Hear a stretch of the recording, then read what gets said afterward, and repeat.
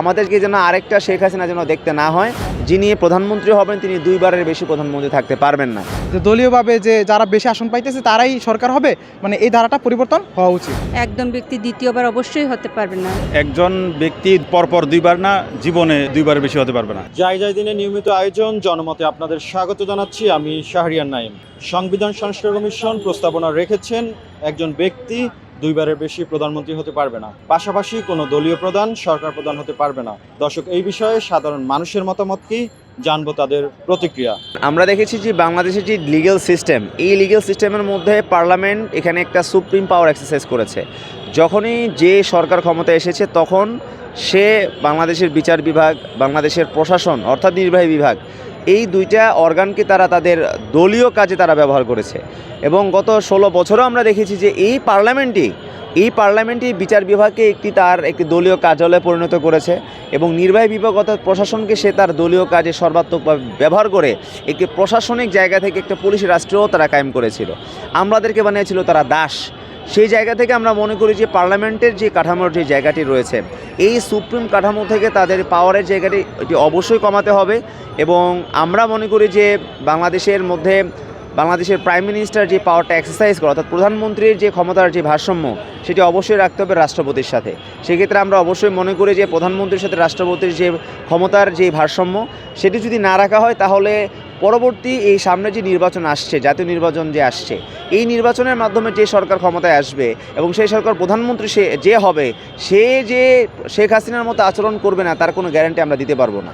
আমরা মনে করি যে অবশ্যই আমাদেরকে যেন আরেকটা শেখ হাসিনা যেন দেখতে না হয়, সেই জন্য অবশ্যই আমরা মনে করি যে ক্ষমতার ভারসাম্য প্রণয়ন করার জন্য প্রধানমন্ত্রীর যে ক্ষমতা কমাতে হবে এবং প্রধানমন্ত্রী এবং রাষ্ট্রপতির সাথে ক্ষমতার ভারসাম্য প্রণয়ন করতে হবে। একজন ব্যক্তি যদি সে প্রধানমন্ত্রী যদি হতে থাকে তাহলে এটাকে ব্যক্তিতান্ত্রিক স্বৈরতন্ত্র কায়েমের একটি জায়গা তৈরি হয়ে যায়। সেই জন্য আমরা মনে করি যে অবশ্যই যিনি প্রধানমন্ত্রী হবেন তিনি দুইবারের বেশি প্রধানমন্ত্রী থাকতে পারবেন না। অন্তর্বর্তীকালীন সরকারের দায়িত্বে যারা রয়েছেন, আমরা বলবো যে আপনারা অবশ্যই সংস্কার বলতে কিন্তু আসলে যেটা বলতে সেটা হচ্ছে রাষ্ট্রীয় যে কাঠামোর সংস্কার। আমরা চাই রাষ্ট্রের এই কাঠামোতে যেন অবশ্যই সংস্কার যেন নিয়ে আসা হয়। সংস্কার কমিশন যেই প্রস্তাবটা রেখেছে এটার সাথে হচ্ছে আমি সম্পূর্ণ একমত। বাংলাদেশ আওয়ামী লীগের কথা, এরা হচ্ছে দীর্ঘ 3টা যে সেশনে ছিল অর্থাৎ 15 বছর যে এরা ক্ষমতায় ছিল, তো দেখা গেছে প্রথম 5 বছর হচ্ছে অত্যাচারের মাত্রাটা কিছুটা কম ছিল।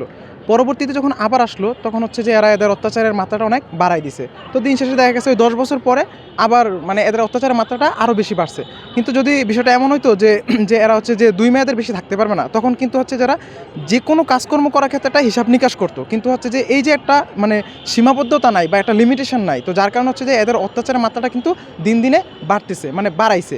আপনার আগে হচ্ছে আওয়ামী লীগ ছিল, তারপর হচ্ছে বিএনপি, তো এখন হচ্ছে যে সাথে হচ্ছে কি আছে, জামাত আছে, বাংলা জামাত ইসলামী আছে। তো এখন মানুষ এটা নর্মালি নিয়ে নিতেছে যে দেখা গেছে যে জামাত ইসলাম তো এতগুলো আসন পাবে না, হয়তো 15 থেকে 20টা আসন পাবে। তো দিন শেষে দেখা গেছে যে আসন বিএনপি বেশি পাইলো, তো বিএনপি তো সরকার হয়ে যাচ্ছে। তো আমাদের যে একটা আশা বা বাংলাদেশে একটা সোনার বাংলা হবে, ওইরকম আশাটা কিন্তু আমরা মনে করেন প্রত্যাশা করতে পারি না, কল্পনা করতে পারি না, কারণ এটা নর্মাল। আগে এরকমটা হয়েছে, এখন এরকমটা হবে। তো সেই দ্বারা বলতে গেলে হচ্ছে যে আমরা হচ্ছে যে নতুন যদি কোনো সরকার দেখতে চাই তাহলে এটা হওয়া উচিত যে দলীয়ভাবে যে যারা বেশি আসন পাইতেছে তারাই সরকার হবে, এই ধারাটা পরিবর্তন হওয়া উচিত। একদম ব্যক্তি দ্বিতীয়বার অবশ্যই হতে পারবে না, সেটা সবার মধ্যেই আসা উচিত। আসলে নির্বাচন সংস্কার কমিশন যে প্রস্তাবনা দিয়েছে, এই প্রস্তাবনার সাথে সাধারণ নাগরিকদের ব্যাপক জনসমর্থন আছে, কারণ সবাই চায় দলীয় প্রধান এবং রাষ্ট্রপ্রধান তারা ভিন্ন ভিন্ন হোক।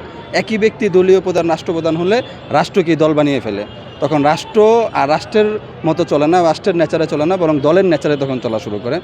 আর একজনের একাধিকবার না হওয়ার ব্যাপারে এটা একটা পর্যালোচনার বিষয়। এটা আসলে কতটুকু যৌক্তিক কতটুকু অযৌক্তিক, এটার মধ্যে মিশ্র প্রতিক্রিয়া আছে, আমাদের মধ্যেও মিশ্র প্রতিক্রিয়া আছে।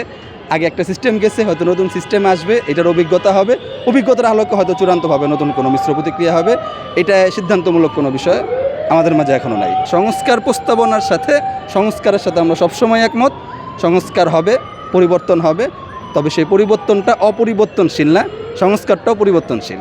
আমরা চাই এই সরকার অতি দ্রুত যে সংস্কার হাত দিছে সংস্কার শেষ করে আমাদের আকাঙ্ক্ষা চাহিদা, আমরা যে ছাত্রজন আন্দোলন করেছি মাঠ পর্যায়ে, আমাদের জন্য আশা আকাঙ্ক্ষা পূর্ণ হয়। একজন ব্যক্তি পরপর দুইবার না জীবনে দুইবারের বেশি হতে পারবে না। আমরা মনে করি যদি ব্যক্তি যদি ইনসাফ সম্পন্ন হয় তাহলে একবার কেন, ব্যক্তি যতদিন কর্মক্ষম থাকে ততদিন রাষ্ট্রপ্রধান হতে পারবে, কোনো সমস্যা নেই। ইসলামী দৃষ্টিকোণ থেকে একজন ব্যক্তি একাধিকবার হওয়া সমস্যা নেই। তবে দেশে এবং বিশ্বের পরিস্থিতিতে দেখা যায় দীর্ঘদিন যখন একজন মসনদ আঁকড়ে ধরে থাকে তার মধ্যে এক ধরনের স্বৈরাচারিতা সৃষ্টি হয়, তার বিরুদ্ধে একগুমি আসে, সেজন্য বিষয়গুলো ব্যাকফায়ার করে।